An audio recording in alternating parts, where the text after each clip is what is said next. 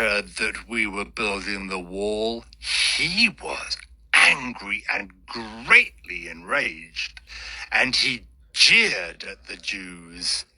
And he said in the presence of his brothers and of the army of Samaria, "What are these feeble Jews doing? Will they restore it for themselves? Will they sacrifice? Will they finish up in a day? Will they revive the stones out of the heaps of rubbish and burn ones at that?"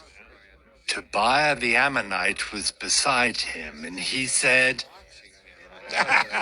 Yes, what they are building. If a fox goes up on it, he will break down their stone wall. "Hear, O our God, for we are despised. Turn back their taunt on their own heads, and give them up to be plundered in a land where they are captives. Do not cover their guilt, and let not their sin be blotted out from your sight, for they have provoked you to anger in the presence of the builders." So we built the wall, and all the wall was joined together to half its height, for the people had a mind to work. But when Sanballat and Tobiah and the Arabs and the Ammonites and the Ashdodites heard that the repairing of the walls of Jerusalem was going forward, and that the breaches were beginning to be closed, they were very angry, and they all plotted together to come and fight against Jerusalem and to cause confusion in it. And we prayed to our God and set a guard as a protection against them day and night. In Judah it was said, "The strength of those who bear the burdens is failing. There is too much rubble. By ourselves we will not be able to rebuild the wall." And our enemies said, They will not know or see till we come among them and kill them and stop the work. At that time the Jews who lived near them came from all directions and said to us 10 times, "You must return to us." So in the lowest parts of the space behind the wall, in open places, I stationed the people by their clans, with their swords, their spears, and their bows. And I looked and arose and said to the nobles and to the officials and to the rest of the people, "Do not be afraid of them.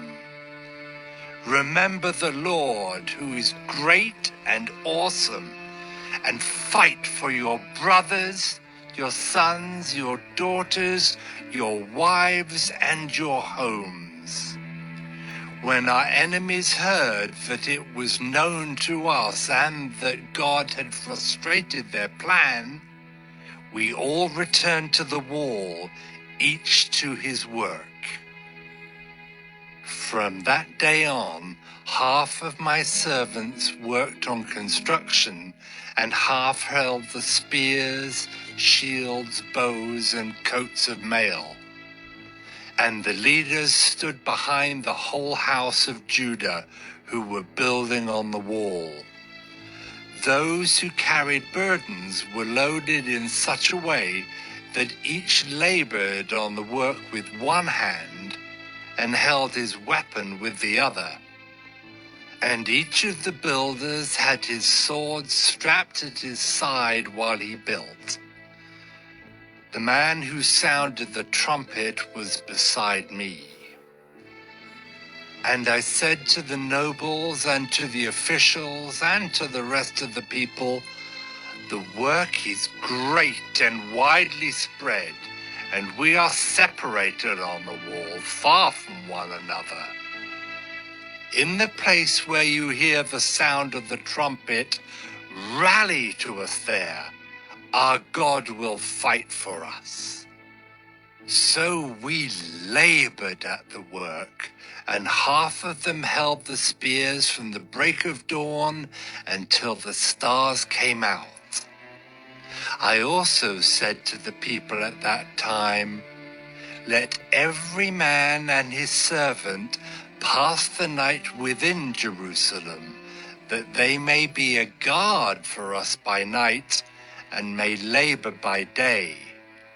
So neither I nor my brothers, nor my servants, nor the men of the guard who followed me, none of us took off our clothes.